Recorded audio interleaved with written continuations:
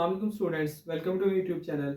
Okay students, तो हमारा आज का टॉपिक है ग्राफिकल एनालिसिस ऑफ मोशन। कि हमने जो किसी भी ऑब्जेक्ट का मोशन है उसको हमने ग्राफ पर स्टडी करना है। अब ग्राफिकल एनालिसिस को समझने से पहले सबसे पहले तो पॉइंट ये आता है कि ग्राफ होता क्या है।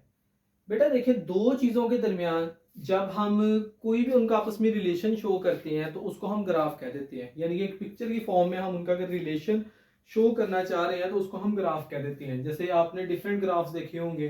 आप अगर वो क्रिकेट मैच देखते तो उसके अंदर आपने देखा होना कि एक तरफ उसने ओवर्स लिखे होते, दूसरी तरफ रन लिखे होते हैं। तो हम वो ग्राफ एक ड्रॉ कर लेते हैं कि कितने ओवर्स के बाद कितने स्कोर हो चुके थे। इस तरह डिफरेंट किस्म के ग्राफ आपको देखने के मिलते हैं। तो हम सिंपली करते क्या है कि जो ग्राफ है ये actually it is a pictorial way. Pictorial way का क्या मतलब होता है? In the form of picture. ठीक है, एक तस्वीर की हम शक्ल में ना उसको प्रेजेंट करते हैं। क्या प्रेजेंट करते हैं? Information about relation between various quantities. ठीक है, अब जब हम जिनके दरमियान ग्राफ ड्रॉ कर रहे हैं ना उन दोनों को हम वेरिएबल्स का नाम देते हैं। जैसे लेट्स से हम बात करते हैं कि डिस्टेंस टाइम ग्राफ है, तो इसके अंदर डिस्टेंस और टाइम ये दो वेरिएबल्स हैं। ठीक है, और इसके अंदर जो है ना, हमेशा आप बात याद रखिए, जब भी हम ग्राफ ड्रॉ करेंगे तो एक वेरिएबल दूसरे पे डिपेंड कर रहा होगा, दूसरा पहले पे नहीं कर रहा होगा। जैसे लेट्स से कि एक पर्सन है वो चल रहा है, ठीक है, और अगर वो ज्यादा देर तक चलता है तो वो ज्यादा डिस्टेंस कवर कर लेगा, अगर वो कम देर तक चलता है तो कम डिस्टेंस कवर करेगा। ठीक है, सो इन दैट केस हम ये बात कहते हैं कि जो डिस्टेंस है वो टाइम पर डिपेंड कर रहा है। इसकी एक और एग्जांपल ले लेते हैं कि अगर वो तेज से चल रहा है तो वो थोड़े टाइम में ज्यादा डिस्टेंस कवर कर लेगा, अगर वो आहिस्ता आहिस्ता चल रहा है तो उतने ही टाइम में कम डिस्टेंस कवर करेगा। तो इसका मतलब जो डिस्टेंस है वो टाइम पे डिपेंड कर रहा है। लेकिन अगर एक इंसान रुक जाता है, वो नहीं चलता, ठीक है, वो अपनी जगह पे आ गया, रुक गया है, तो उसके रुक जाने से टाइम नहीं रुकेगा। टाइम जो है जिस तरह है उस तरह ही चल रहा है, तो टाइम जो है उस पर डिपेंड नहीं कर रहा। तो इसके अंदर हम ये बात कहते हैं कि जब भी हम ग्राफ दो वेरिएबल्स के दरमियान ड्रॉ करते हैं तो उसमें से एक जो होता है वो इंडिपेंडेंट वेरिएबल होता है, और इंडिपेंडेंट वेरिएबल को हम हमेशा एक्स एक्सिस पे जो है ना वो प्लॉट करते हैं। और जो दूसरी क्वांटिटी होती है जो इंडिपेंडेंट वेरिएबल के हिसाब से वेरी कर रही होती है, यानी कि वो उस पर डिपेंड कर रही होती है दूसरे वेरिएबल पे, उसको हम कहते हैं डिपेंडेंट वेरिएबल। डिपेंडेंट वेरिएबल को हम हमेशा वाई एक्सिस पे ड्रॉ करते हैं। जैसे मैं दोबारा यहाँ पे एग्जांपल दूंगा डिस्टेंस टाइम ग्राफ की। तो अगर मैं डिस्टेंस टाइम ग्राफ ड्रॉ करता हूं तो मैं डिस्टेंस जो है वो वाई एक्सिस पे लूंगा और जो टाइम है वो एक्स एक्सिस पे लूंगा। अच्छा, अब यहाँ पर नेक्स्ट टाइम बात करें, जब भी हम कोई ग्राफ ड्रॉ करते हैं तो ये इस तरह करके दो एक्सिस होते हैं। जो हमारे पास हॉरिजॉन्टल एक्सिस होता है उसको एक्स एक्सिस का नाम देंगे, और जो वर्टिकल एक्सिस होता है उसको हम वाई एक्सिस का नाम देंगे। ठीक है, अब हमारे सिलेबस में दो ग्राफ हैं, इनको वन बाय वन करके हम डिस्कस करेंगे। सबसे पहले डिस्टेंस टाइम ग्राफ है, तो डिस्टेंस टाइम ग्राफ की हम बात करते हैं। अच्छा, यहाँ पर ना चंद एक बातें वो डिस्कस कर लेती है। बेटा देखें, कोई भी ऑब्जेक्ट जो है वो एक पॉइंट से दूसरे पॉइंट तक जितना भी रास्ता तय करते हैं उस सारी की लेंथ को हम डिस्टेंस का नाम देते हैं। लेकिन अगर हम बात करें कि उसका जो शॉर्टेस्ट डिस्टेंस बनता है, ठीक है, उसको हम डिस्प्लेसमेंट कहते हैं। यानी कि यहाँ पर ये जो मैंने बनाया ये डिस्टेंस है और ये इसका डिस्प्लेसमेंट है। लेकिन अगर एक ऑब्जेक्ट चल ही स्ट्रेट लाइन में रहे, यानी कि वो कर्व नहीं बना रहा, तो एक बिल्कुल स्ट्रेट लाइन में मूव कर रहा है, तो ये इसका डिस्टेंस होगा, इसका डिस्प्लेसमेंट भी एग्जैक्टली यही होगा। ठीक है, तो कोई भी स्ट्रेट लाइन के लिए जो हमारे पास डिस्टेंस होता है ये डिस्प्लेसमेंट के बराबर होता है। एग्जैक्टली इस तरह ही हम बात करते हैं कि जो स्पीड है वो वेलोसिटी के बराबर होगी। ठीक है, तो एक्चुअली जो मैग्नीट्यूड ऑफ वेलोसिटी है और स्पीड जो है वो स्केलर क्वांटिटी है, वो तो उसका होता ही सिर्फ मैग्नीट्यूड है, वो स्पीड के बराबर होगी। ठीक है, अगर एक ऑब्जेक्ट स्ट्रेट लाइन में चल रहा है, तो ये हमने डिस्टेंस टाइम ग्राफ यहाँ पे डिस्कस करना है, उसके बाद हमने स्पीड टाइम ग्राफ डिस्कस करना है। तो इसमें एक बात आपने याद रखनी है कि हमने ये जो ग्राफ बनाने हैं लीनियर मोशन के लिए बनाने हैं। ठीक है, तो यहाँ पर हम डिस्टेंस और डिस्प्लेसमेंट को इंटरचेंजेबली यूज करेंगे। उसके अलावा नेक्स्ट हम फिर बात करते हैं कि हम जो स्पीड और वेलोसिटी है इसको इंटरचेंजेबली यूज करेंगे। ठीक है, अब यहाँ पर डिस्टेंस टाइम ग्राफ में जो हमारे पास डिस्टेंस होता है, ठीक है, उसको हम ड्रॉ करते हैं लाइक जो डिस्टेंस है उसको हम डिपेंडेंट वेरिएबल है तो वाई एक्सिस पे ड्रॉ करेंगे। और जो हमारे पास टाइम है, ठीक है, जो टाइम है वो चूंकि इंडिपेंडेंट वेरिएबल है, अब इंडिपेंडेंट वेरिएबल है तो उसको हम जो है वो क्या कहते हैं, एक्स एक्सिस पे ड्रॉ करेंगे। ठीक है, तो अगेन मैं रिपीट कर देता हूं, इंडिपेंडेंट वेरिएबल को एक्स एक्सिस पे और जो डिपेंडेंट वेरिएबल है वो वाई एक्सिस पे। अब डिस्टेंस टाइम ग्राफ है, इसके एक्सिस तीन टाइप्स हैं जो हमने डिस्कस करनी है, मतलब तीन डिफरेंट ऑब्जेक्ट्स के लिए हमने बनाना है। एक तब जब ऑब्जेक्ट रेस्ट पे होगा, एक तब जब ऑब्जेक्ट जो यूनिफॉर्म स्पीड से मूव कर रहा होगा और एक तब जब ऑब्जेक्ट वेरिएबल स्पीड से मूव कर रहा होगा, और इसके ऊपर हमने कुछ कैलकुलेशंस वगैरह भी करनी सीखनी है। तो चलो वन बाय वन करके डिस्कस करते हैं। सबसे पहले पॉइंट आता है ऑब्जेक्ट इज एट रेस्ट। तो ऑब्जेक्ट रेस्ट पे है तो इसका मतलब वो डिस्टेंस मूव नहीं कर रहा। तो अगर मैं उसका ग्राफ ड्रॉ करना चाहता हूँ, फर्ज करें कि एक ऑब्जेक्ट है वो 15 मीटर के डिस्टेंस पे खड़ा है, ठीक है। 15 मीटर डिस्टेंस मतलब वो 10 और 20 के दरमियान में आएगा, तो 15 मीटर के डिस्टेंस पे खड़ा है। अब अगर मैं उसको ऑब्जर्व कर रहा हूँ, ऑब्जर्व करने के बाद मैं उसका ग्राफ ड्रॉ कर रहा हूँ। अब 5 सेकंड बाद अगर मैं देखता हूं तो 5 सेकंड बाद वो दोबारा से मुझे 15 मीटर के डिस्टेंस पे ही नजर आएगा। वजह ये है कि वो मूव ही नहीं कर रहा, वो रेस्ट पे है। इस तरह अगर मैं 10 सेकंड बाद देखूंगा तो 10 सेकंड बाद भी, अब देखें यहां से 5 सेकंड बाद मैंने देखना था तो वो 15 पर ही था। अब 10 सेकंड बाद देखा है तो अगेन वो क्या है, वो 15 पर ही है, ठीक है। इस तरह अगर मैं 15 सेकंड बाद देखूं तो 15 सेकंड बाद भी वो 15 पर ही होगा, और 20 सेकंड बाद अगर मैं देखूंगा तो भी वो 15 पर ही हमें नजर आएगा। यानी कि मैं उसको जितनी देर बाद मर्जी देखता रहूं, चूंकि वो रेस्ट पे है, उसका डिस्टेंस चेंज नहीं हो रहा। तो अगर वो पहले 15 था तो बाद में भी 15 ही है। सो इन दैट कि जब हम ग्राफ ड्रॉ करते हैं तो इन सब पॉइंट्स को इस तरह मिला देते हैं, तो आप देखेंगे हमारे पास एक स्ट्रेट लाइन आएगी, और वो स्ट्रेट लाइन टाइम एक्सिस के पैरेलल होगी। तो ये आपने एमसीक्यूज के तौर पे भी याद रखना है कि अगर एक ऑब्जेक्ट रेस्ट पे है तो उसका जो डिस्टेंस टाइम ग्राफ होगा वो एक पैरेलल ग्राफ बनेगा। किसके पैरेलल बनेगा? टाइम एक्सिस के। इसको हम टाइम एक्सिस भी कह देते हैं या एक्स एक्सिस भी कह देते हैं। अंडरस्टूड बात है कि टाइम है वो एक्स एक्सिस पे ही लेते हैं, ठीक है। तो वो हमेशा एक्स एक्सिस या टाइम एक्सिस के पैरेलल बनेगा। अच्छा स्टूडेंट, उसके बाद एक हम ग्राफ जो है ना second type of graph discuss कर रहे हैं कि अगर ऑब्जेक्ट यूनिफॉर्म स्पीड से जा रही है या कांस्टेंट स्पीड से चल रहा है तो उसके लिए जो है ना वो ग्राफ किस तरह का बनेगा, ठीक है। अब ग्राफ बनाने से पहले ना सबसे पहले हम ये बात डिस्कस कर लेते हैं कि कांस्टेंट स्पीड का मतलब क्या होता है। कांस्टेंट स्पीड का मतलब होता है कि एक ऑब्जेक्ट अगर इक्वल इंटरवल ऑफ टाइम में इक्वल डिस्टेंस कवर कर रहा है। फॉर एग्जाम्पल, आप 2-2 सेकंड्स के इंटरवल बाद जो है ना उसे ऑब्जर्व कर रहे हैं, तो 2 सेकंड बाद अगर उसने 5 मीटर डिस्टेंस कवर किया है तो अगले 2 सेकंड में भी वो 5 मीटर कवर करेगा, उससे अगले 2 सेकंड में भी 5 मीटर डिस्टेंस कवर करेगा। तो वो इक्वल डिस्टेंस कवर कर रहा है in equal intervals of time. उसको जो है ना हम कह देंगे कि ये यूनिफॉर्म स्पीड पे है या कांस्टेंट स्पीड पे है। अच्छा, यहाँ पर ना एक बात आप लोग जरा याद रखें कि ये जो मैं ग्राफ पढ़ा रहा हूँ ना, ये कांस्टेंट स्पीड वाला और इसके बाद वेरिएबल स्पीड वाला, ये सारे डिस्टेंस टाइम ग्राफ है। और इसमें आप देख भी सकते हैं कि हमने डिस्टेंस और टाइम के अगेंस्ट ग्राफ लिया हुआ है। चलिए खैर ग्राफ को डिस्कस कर लेते हैं। तो यहाँ पर देखिए जो मैंने ग्राफ यहाँ पे बनाया है, हमने देखा है कि एक ऑब्जेक्ट उसने पहले 5 सेकंड में 10 मीटर डिस्टेंस कवर किया है, ठीक है। अब अगर उसने पहले 5 सेकंड में 10 मीटर डिस्टेंस कवर किया, ग्राफ बनाने का तरीका क्या होता है कि 5 सेकंड में उसने 10 मीटर डिस्टेंस कवर किया, तो यहाँ पर मैं एक जो है ना वो पॉइंट बना दूंगा। अब अगले 5 सेकंड में वो मजीद 10 मीटर डिस्टेंस कवर करेगा क्योंकि वो यूनिफॉर्म स्पीड पे है। तो अगले 5 सेकंड यानी कि 5 से जब तक 10 पे गया तो ये 10 से 20 पर चला जाएगा, तो मेरे पास यहां पर ये पॉइंट बनेगा। अगले 5 सेकंड में यानी इससे अगले जो 5 सेकंड है 15 सेकंड तक वो मजीद 10 मीटर डिस्टेंस कवर कर चुका होगा क्योंकि वो इक्वल डिस्टेंस कवर कर रहे हैं in equal intervals of time. तो जब मैं 15 सेकंड पर देखता हूं तो वो दोबारा जो है ना वो क्या कहते हैं नेक्स्ट दोबारा वो 30 पे आ चुका होगा, ठीक है। अगेन उसने 10 मीटर डिस्टेंस ही कवर किया होगा। तो इस तरह अगले 5 सेकंड बाद वो 40 होगा, उससे अगले 5 सेकंड में 45, उससे अगले 5 सेकंड में 50। तो जब हम इसका ग्राफ ड्रॉ करना है तो इसकी जो ग्राफ हमारे पास बनेगा वो ग्राफ एक हमारे पास स्ट्रेट स्लोप आएगी, और ऐसी जो स्लोप होती है उसको हम कहते हैं इंक्लाइन स्लोप, ठीक है।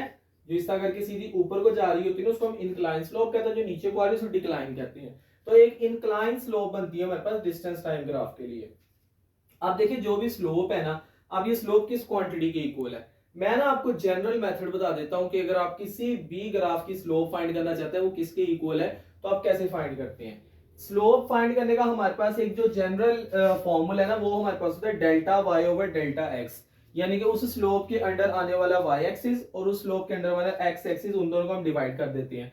अब डेल्टा तो आपको पता है चेंज कैसे निकालते हैं कि जो हमारा फाइनल पॉइंट हो तो उसमें से इनिशियल पॉइंट को हमने माइनस कर देना है। तो इस तरह डेल्टा वाई में y2 माइनस y1 आ जाना और डेल्टा x में x2 माइनस x1, यानी कि final point minus initial point.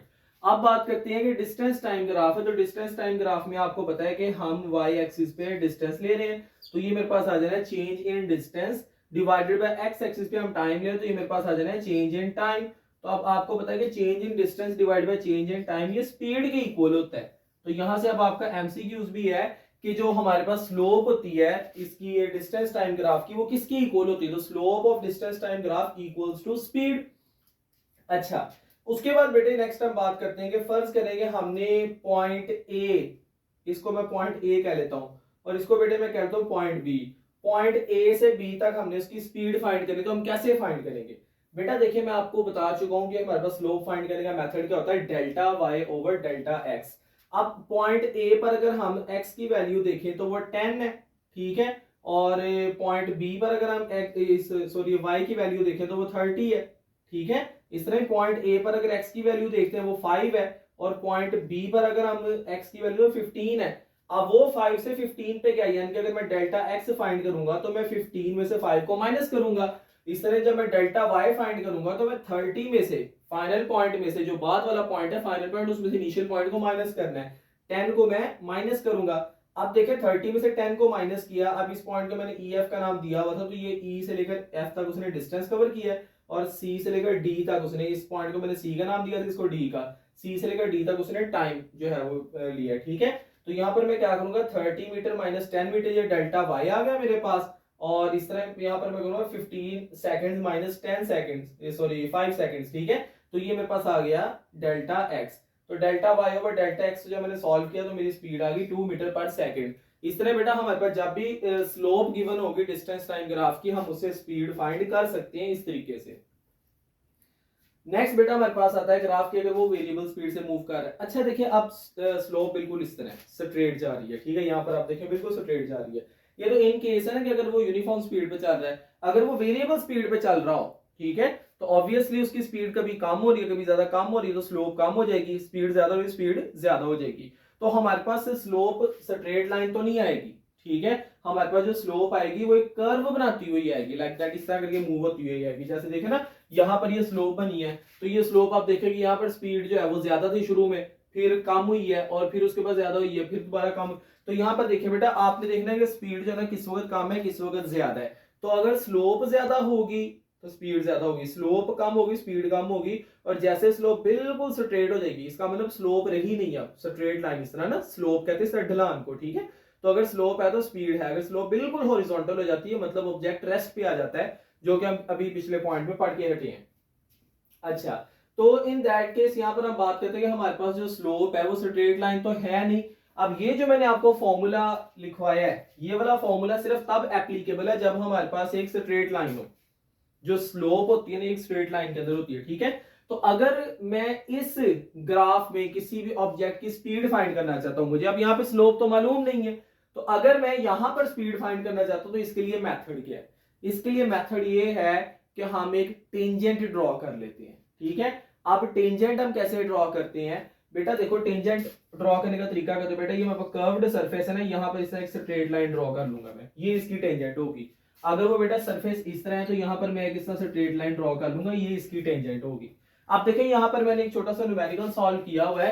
मैं कह रहा हूँ कि पॉइंट पी पर जो है ना वो क्या कहते हैं कि मैंने स्पीड फाइंड करनी है, तो मैंने पॉइंट पी पर बेटे एक टेंजेंट ड्रॉ कर ली है, ठीक है। और यहाँ पर बेटे जब मैंने टेंजेंट ड्रॉ की है, तो अब ये जो टेंजेंट है इसकी जो है ना मैं स्लोप फाइंड करूंगा, delta Y over delta x इसका मैं निकालूंगा, और जब मैं delta Y over delta x इसका निकालूंगा, सो इन दैट केस वो मेरे पास स्पीड होगी। अब यहाँ पर देखें ये 5 सेकंड से शुरू हो रहा है, और इसको अगर मैं इस तरह इसके साथ मिला लेता हूं तो ये बन जाता है 15 सेकंड। तो ये मेरे पास आ जाना है, जो मेरे पास डेल्टा एक्स है वो 10 सेकंड आ जाना है, 15 माइनस 5, ठीक है। तो डेल्टा एक्स मेरे पास आ गया 10 सेकंड। अब यहाँ पर बात करते हैं कि ये स्लोप जो है शुरू कहां से हो रही है, ये यहाँ से शुरू हो रही है, और एंड कहां पे? इस पॉइंट पे। इस पॉइंट पे अगर मैं कॉरेस्पॉन्डिंग y की वैल्यू देखो तो वो 30 बन रही है, ठीक है। तो यहाँ पर मेरे पास जो ये आ जाना इसका डेल्टा y, वो बेटा मेरे पास बन जाना 30 मीटर। कैसे? 0 से शुरू होकर 30 तक जा रही है। अब इन पॉइंट्स को बेटा मैं नेम भी दे लेता हूं, तो यहाँ पर मैंने इसको आर एस से रिप्रेजेंट किया हुआ है, इसको लाइक मतलब कि जो डेल्टा y है तो इसको मैं r का नाम दे लेता हूँ, इसको s का नाम दे लेता हूँ, ठीक है। इस तरह जो डेल्टा x है यानी कि 5 से लेकर 15 तक, इसको मैंने qs का नाम दिया हुआ है। तो delta y rs, delta x qx, rs over qx, ठीक है।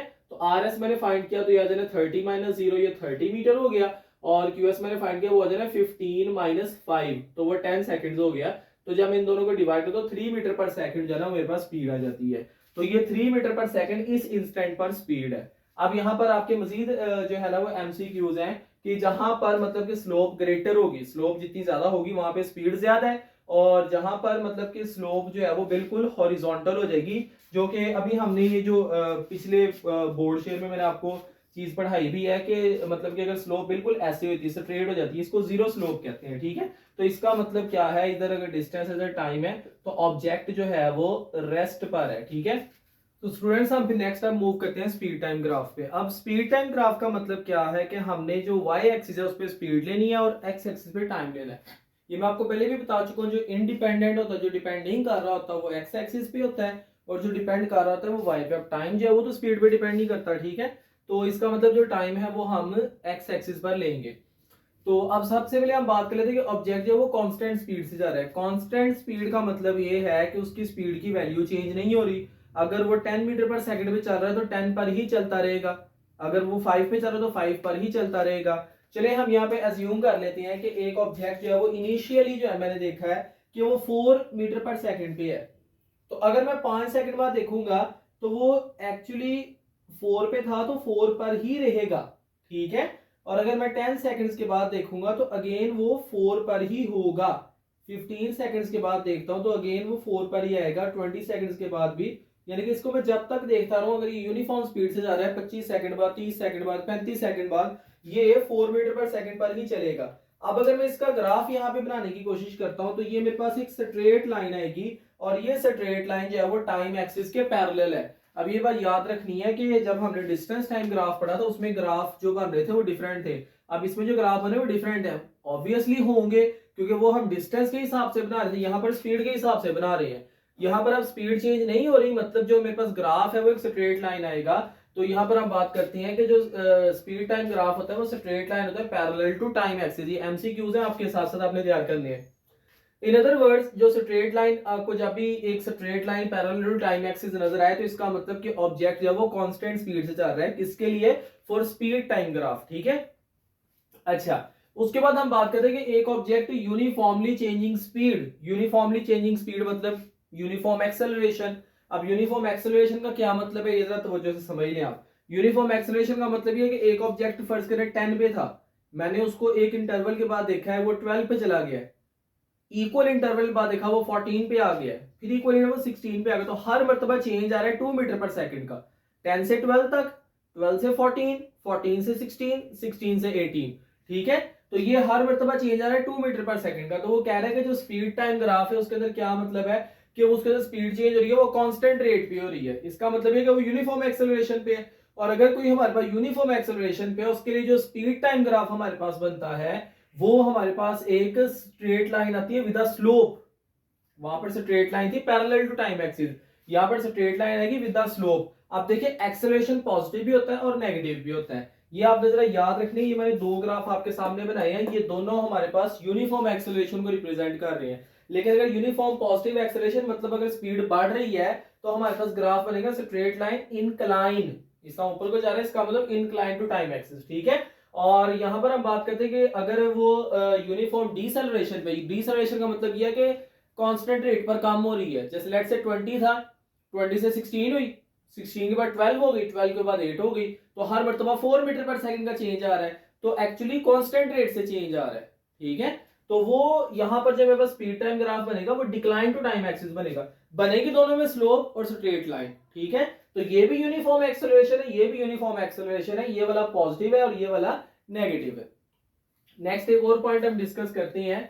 अच्छा यहाँ पर ना ये स्लोप की बात कर लेते हैं पहले, कि जो स्लोप होती है हमारे पास स्पीड टाइम ग्राफ की वो किसकी इक्वल होती है। देखिए मैं आपको ये बात बता चुका हूं कि जो स्लोप है उसको फाइंड करने का सिंपली मेथड होता है हमारे पास delta Y over delta X, ये हर जगह एप्लीकेबल है। अब वाई एक्सिस पे हम ले रहे हैं स्पीड, तो इसका मतलब स्पीड जो ये मेरे पास वाई एक्सिस पे आ जाएगा delta we, change in speed, और एक्स एक्सिस पे हम ले रहे हैं टाइम, तो ये मेरे पास आ जाएगा चेंज इन टाइम। ठीक है, और आपको पता है कि चेंज इन स्पीड को अगर चेंज इन टाइम पे डिवाइड करते हैं तो ये rate of change of velocity आ जाता है, and that is equals to acceleration.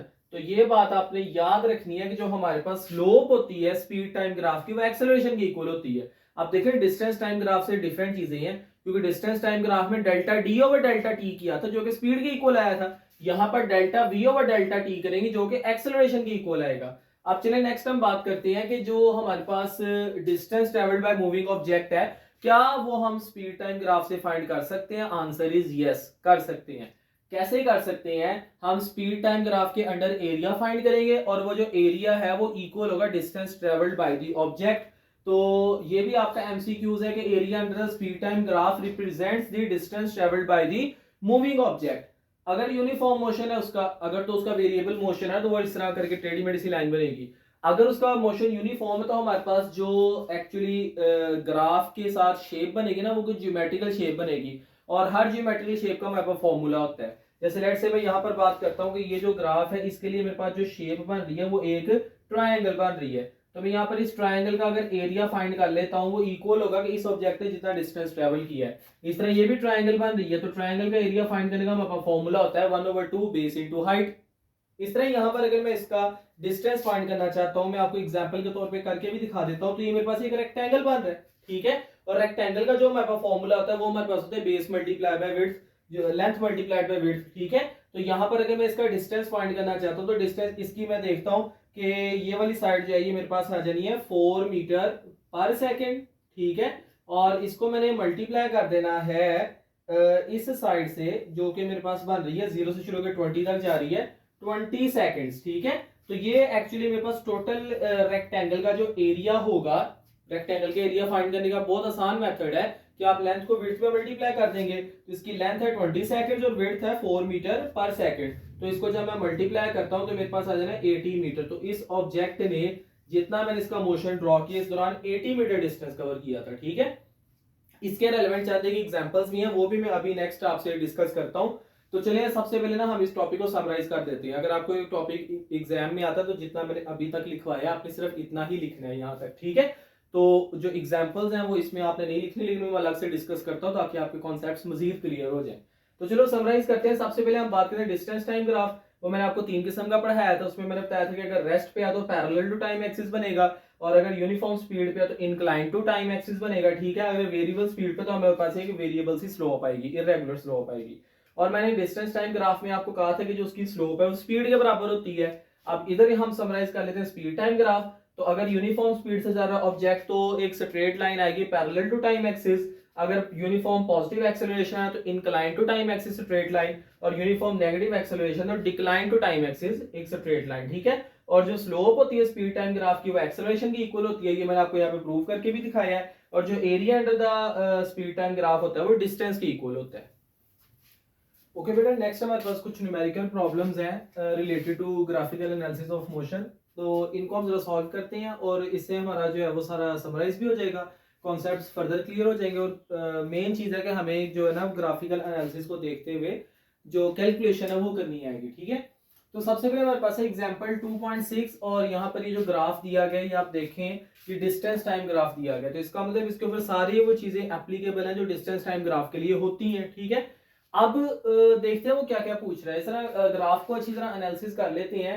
ये एक ऑब्जेक्ट था जो कि यूनिफॉर्म स्पीड से चल रहा था और 5 सेकंड तक वो यूनिफॉर्म स्पीड तक चलता रहा, और इस दौरान उसने 35 मीटर डिस्टेंस कवर किया। यहाँ पर बेटे ये 35 मीटर बन रहा है, 30 से ऊपर है, और 30 और 40 के दरमियान में 35 मीटर डिस्टेंस बन रहा है। और ये जो इसने कवर किया है ये पहले 5 सेकंड में किया है, ठीक है। और फिर उसके बाद जो है ना उसकी स्पीड कम हुई है, और अगले 5 सेकंड में ना उसने, यानी कि ये 5 से लेकर 10 तक उसने फर्दर 5 मीटर डिस्टेंस और कवर किया, वो 35 से 40 तक मूव किया, ठीक है।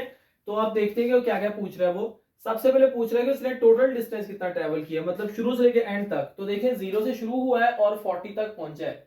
तो जो टोटल डिस्टेंस इसने ट्रेवल किया है वो 0 से 40 तक, यानी कि 40 मीटर इसने टोटल डिस्टेंस जो है वो ट्रेवल किया है। अब वो कह रहे हैं कि स्पीड बतानी है उसके पहले 5 सेकंड्स के अंदर कितनी स्पीड है। बेटे देखें, स्पीड का फॉर्मूला मैंने आपको बताया delta Y over delta x, मतलब कि डिस्टेंस टाइम ग्राफ के लिए। तो यहां पर अगर मैं इसकी स्पीड फाइंड करना चाहता हूं तो सबसे पहले मैं देखो डेल्टा वाई क्या है। पहले 5 सेकंड के लिए वो 0 से शुरू हुआ है और 35 तक गया है, यानी कि 35 मीटर माइनस 0 मीटर, ठीक है। और अगर मैं टाइम इंटरवल फाइंड करना चाहूं तो टाइम कहां से शुरू है, 0 से लेकर 5 सेकंड तक गया है, यानी कि 5 सेकंड्स माइनस 0 सेकंड्स। तो ये मेरे पास बन जाना है 35 मीटर डिवाइडेड बाय 5 सेकंड्स, और जो मेरे पास स्पीड होगी वो पहले 5 सेकंड के लिए 7 मीटर पर सेकंड आएगी। अच्छा, उसके बाद नेक्स्ट वो कह रहा है एवरेज स्पीड। अब जो हमारे पास एवरेज स्पीड का फॉर्मूला होता है ना, वो हमारे पास होता है total distance divided by total time. जो हमारे पास एवरेज स्पीड का फॉर्मूला है ना, ये इक्वल होता है कि जो उसने टोटल डिस्टेंस ट्रेवल किया है, रिगार्डलेस के कब उसकी स्पीड कम थी क्या ज्यादा थी, जो उसने टोटल डिस्टेंस ट्रेवल किया है डिवाइडेड बाय टोटल टाइम, कि उसको टोटल टाइम कितना लगा है। ठीक है, अब इसने टोटल डिस्टेंस ट्रेवल किया 40 मीटर, और इस दौरान जो इसको टोटल टाइम लगा है, देखिए 0 से लेकर 10 सेकंड्स तक जो है ना हमने ग्राफ बनाया हुआ है, तो इस दौरान जो टाइम लगा है वो 10 सेकंड्स लगे हैं। सो जो हमारे पास एवरेज स्पीड होगी दैट इज 40 को 10 पे डिवाइड किया 4 मीटर पर सेकंड। अच्छा, उसके बाद बेटे नेक्स्ट हम बात करते हैं कि speed during last 5 seconds. Last 5 seconds का मतलब है ये 5 से लेकर 10 तक। तो अगेन मैं डेल्टा वाई और डेल्टा एक्स फाइंड करता हूँ। डेल्टा वाई की बात करता हूँ तो वो 35 पे था ना इस पॉइंट पे, ठीक है, और यहाँ पर क्या हो 40 पे चला गया है। तो अगर मैं डेल्टा वाई की बात करूँ, यहाँ पर बेटे स्पीड है डेल्टा वाई, तो बेटा ये मेरे पास आ जाना है 40 मीटर माइनस 35 मीटर। वैसे ना मैं डायरेक्टली भी पता चल रहा है कि अगर वो 35 मीटर से 40 मीटर पर गया है तो इसका मतलब ये है कि उसने 5 मीटर डिस्टेंस कवर किया है। मैं प्रॉपर जो मेथड है उससे कर रहा हूँ कि डेल्टा वाई फाइंड कर रहा हूँ। आप मतलब कि देख के भी अंदाजे से भी फाइंड कर सकते हैं, मतलब कि साफ पता चल रहा है कि वो 35 से 40 तक जा रहा है, तो इसका मतलब 5 मीटर डिस्टेंस है। ठीक है, उसके अलावा बेटे हम अगर टाइम की बात करें तो टाइम हमारे पास आ जाना है, ये डेल्टा एक्स 5 से लेकर 10 तक है, तो मैंने आपको बताया फाइनल में से इनिशियल को माइनस कर देना है। तो 10 सेकंड्स पर वो पहुंचा है, 5 सेकंड से वो शुरू हुआ था, तो बेटा ये मेरे पास आ जाना है 5 मीटर डिवाइडेड बाय 5 सेकंड्स। 5 को 5 पे डिवाइड किया बेटा, मेरा आंसर आ गया 1 मीटर पर सेकंड।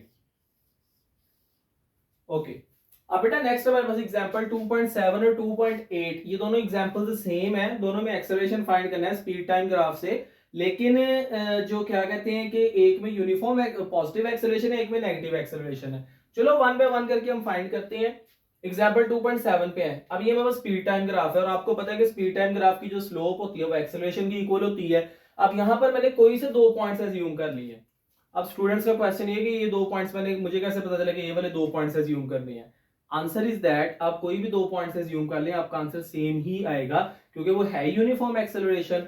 तो आप यहाँ पर इस पॉइंट को इस पॉइंट के साथ कर लें, इस पॉइंट को इस पॉइंट, इस पॉइंट से इस पॉइंट से कर लें, कोई भी दो पॉइंट्स आप रख लें, तो ये बिल्कुल रैंडम चॉइस है, इसमें कोई स्पेसिफिकली मैंने ये नहीं कहा कि यही वाले पॉइंट चूज करने हैं। ठीक है, तो चलें अब यहाँ पर अब इसकी स्लोप फाइंड करते हैं, change in velocity divided by time interval, यानी कि delta Y over delta x. अब पॉइंट ए पर अगर आप देखें, जो कि हमारा इनिशियल पॉइंट है, इस पे y की वैल्यू है 2, और b जो है, जो कि हमारा फाइनल पॉइंट है, वो a से b तक जा रहे हैं ना, उसके ऊपर है 4। तो अगर मैं यहाँ पे एक्सेलरेशन फाइंड करता हूं, तो ये मेरे पास आ जाना है 4 मीटर पर सेकेंड माइनस 2 मीटर पर second, final value minus initial value.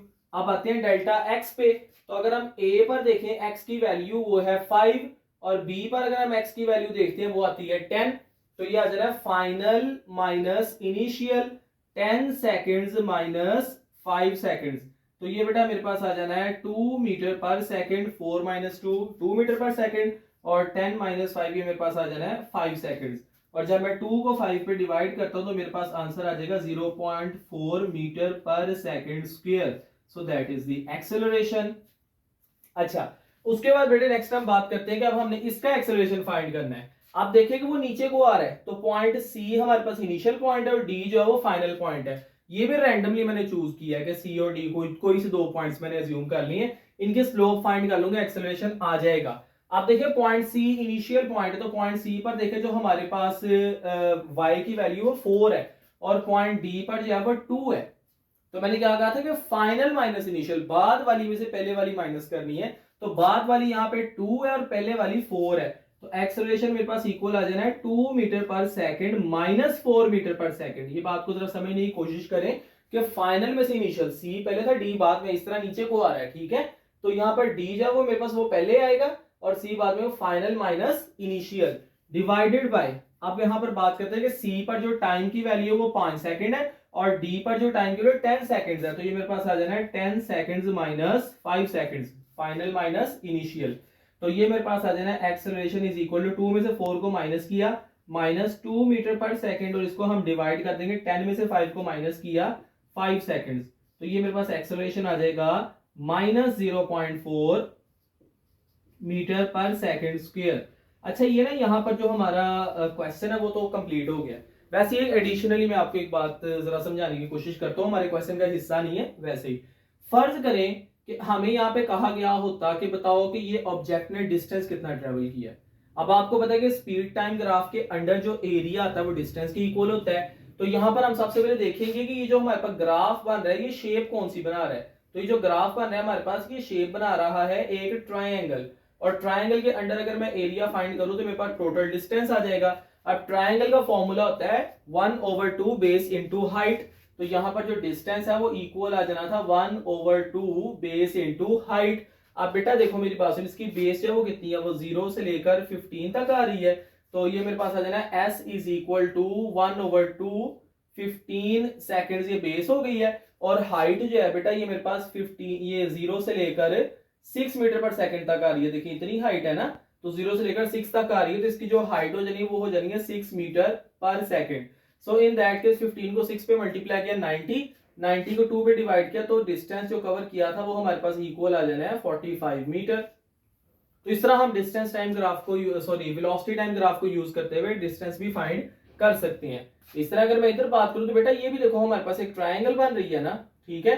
तो इस ट्राइंगल का अंडर एरिया आ रहा है, इसको हम फाइंड कर लेते हैं। अब एरिया फाइंड कैसे करेंगे, 1/2 बेस इनटू हाइट। इसकी बेस भी 15 मीटर है और इसकी हाइट भी जो है वो 6 मीटर पर सेकंड है, ठीक है। तो यहाँ पर डिस्टेंस इक्वल आ जाना 1/2 15 मीटर, और यहाँ पर इक्वल आ जाना है मेरे पास 6 मीटर पर सेकंड। ये वैसे ही मैं आपको एडिशनली आपका कॉन्सेप्ट क्लियर करने के लिए समझा रहा हूँ, क्योंकि आगे जो एग्जांपल आ रही है उसमें इसकी जरूरत पड़नी है।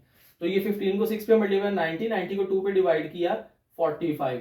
और ये जो फॉर्मूला हम यहाँ पे यूज करते हैं एरिया फाइंड करने के लिए स्पेसिफिक नहीं है, ये डिपेंड करता है शेप कौन सी बन रही है। अभी पीछे जो मैंने आपको करवाया है उसमें रेक्टेंगल था, तो रेक्टेंगल का जब हमने एरिया फाइंड किया था तो रेक्टेंगल वाला फॉर्मूला लगाया था। यहाँ पे ट्राइंगल, तो ट्राइंगल वाला फॉर्मूला लगाएंगे। अब यहाँ पर नेक्स्ट में देखिए ट्रेपीजियम बन रहा है, और ट्रेपीजियम वाला फॉर्मूला यहाँ पे लगाएंगे हम।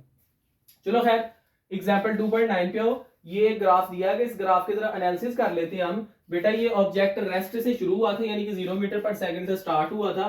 10 सेकंड तक ये 16 मीटर पर सेकंड पे पहुंच चुका था। 18 सेकंड तक यूनिफॉर्मली 16 मीटर पर सेकंड पर चला है, और फिर उसके बाद अगले 2 सेकंड में ये डिसेलरेट होके 30 पे आ गए। यानी कि ये वाला जो मेरे पास पॉइंट है ये 28 सेकंड्स है, ठीक है। अब वो कह रहा है कि क्या क्या फाइंड करना है, पहले 10 सेकंड के दौरान हमने एक्सेलरेशन फाइंड करना है, ठीक है। अब पहले 10 सेकंड के दौरान आप देखें कि वो 0 से शुरू होकर 16 पर गया था, और टाइम 0 से शुरू होकर 10 तक गया है। तो delta Y over delta x, acceleration 0 से शुरू हुआ 16 पे गया, 16 metre per second minus 0 metre per second divided by time 0 से लेकर 10 तक, ठीक है। तो 10 seconds minus 0 second, so the acceleration हमारे पास इक्वल आ जाना है 16 metre per second divided by 10 seconds. Acceleration is equal to 1.6 metre per second square. अच्छा उसके बाद बेटा नेक्स्ट फिर हम बात करते हैं कि लास्ट 2 सेकंड्स के दौरान हम इसका एक्सेलरेशन फाइंड करना है। अब लास्ट 2 सेकंड्स की बात कर लेते हैं बेटा। सबसे पहले डेल्टा वाई की बात करते हैं।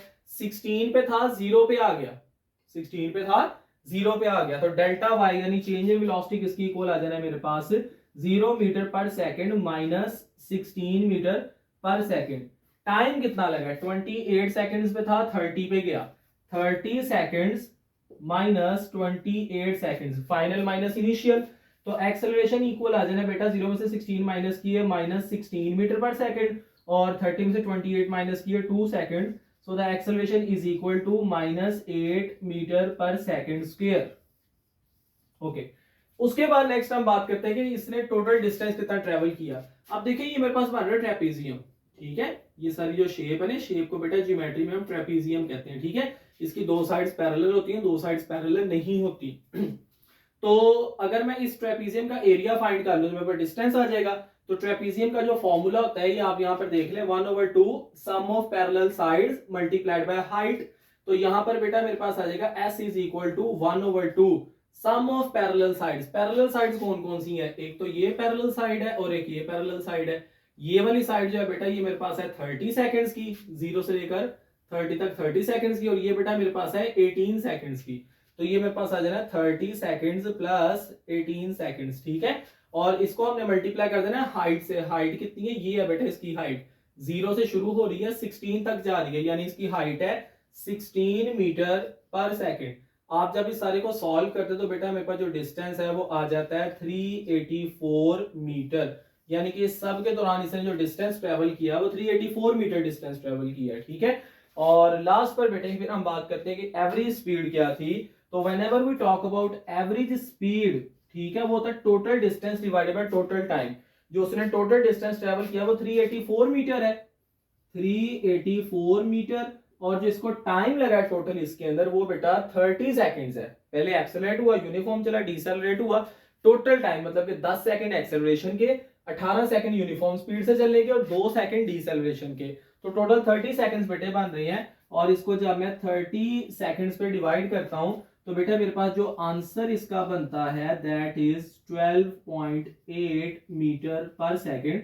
So this is the average speed. तो हम इस तरह डिस्टेंस टाइम ग्राफ और स्पीड टाइम ग्राफ को यूज करते हुए अपनी डिफरेंट न्यूमेरिकल प्रॉब्लम्स को सॉल्व कर सकते हैं। और जो भी मतलब कि हमारे पास एनालिसिस कर सकते हैं कि कोई भी बॉडी जो है वो कैसे चल रही है, यूनिफॉर्म स्पीड से चल रही है, यूनिफॉर्म एक्सेलरेशन है, रेस्ट पे है, हर किस्म के एनालिसिस कर सकते हैं। और जो न्यूमेरिकल प्रॉब्लम्स हैं उनके रेलेवेंट वो भी सॉल्व कर सकते हैं।